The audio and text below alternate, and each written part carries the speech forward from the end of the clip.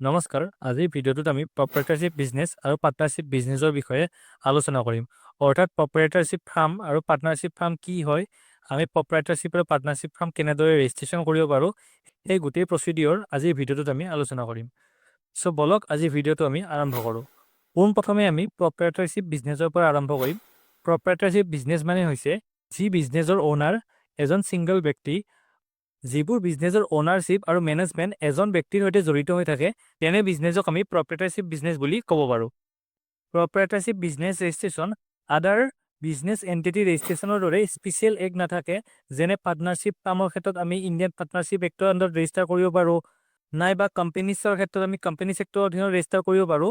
তেনেদৰে প্ৰপ্ৰাইটাৰশ্বিপ বিজনেছৰ কোনো পাৰ্টিকুলাৰ বা স্পেচিফিক এক্ট নাথাকে, কিন্তু প্ৰপ্ৰাইটাৰশ্বিপ বিজনেছ চলাবলৈ আমি কিছুমান নিৰ্দিষ্ট চাৰ্টিফিকেশ্যন ল'ব পাৰোঁ, আৰু সেই চাৰ্টিফিকেশ্যনসমূহ লৈ আমি আমাৰ বিজনেছৰ নামত যেতিয়া কাৰেণ্ট একাউণ্ট অপেনিং কৰিম, তেতিয়া আমি আমাৰ প্ৰপ্ৰাইটাৰশ্বিপ ফাৰ্মখন সুন্দৰভাৱে চলাব পাৰিম।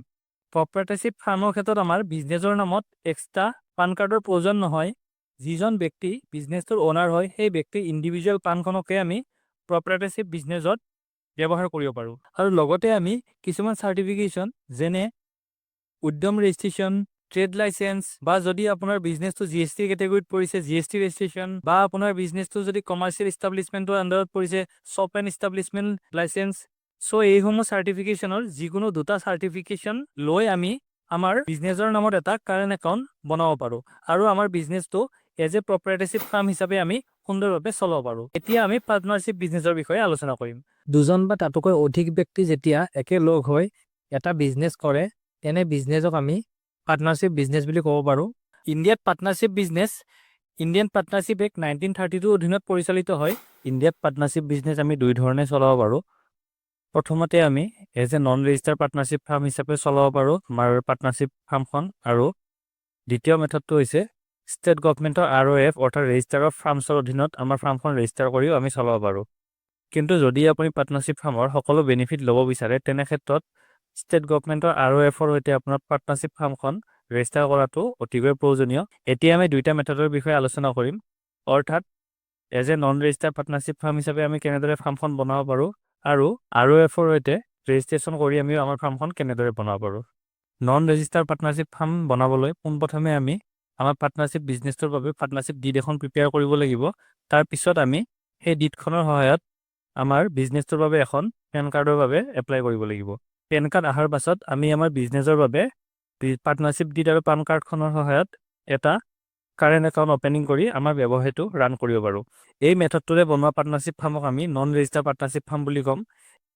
এতিয়া আমি ষ্টেট গভৰ্ণমেণ্টৰ ROF অৰ্থাৎ ৰেজিষ্টাৰ অফ ফাৰ্মছৰ অধীনত আমাৰ ফাৰ্মখন ৰেজিষ্টাৰ কৰি কেনেদৰে চলাব পাৰোঁ তাৰ বিষয়ে আলোচনা কৰিম।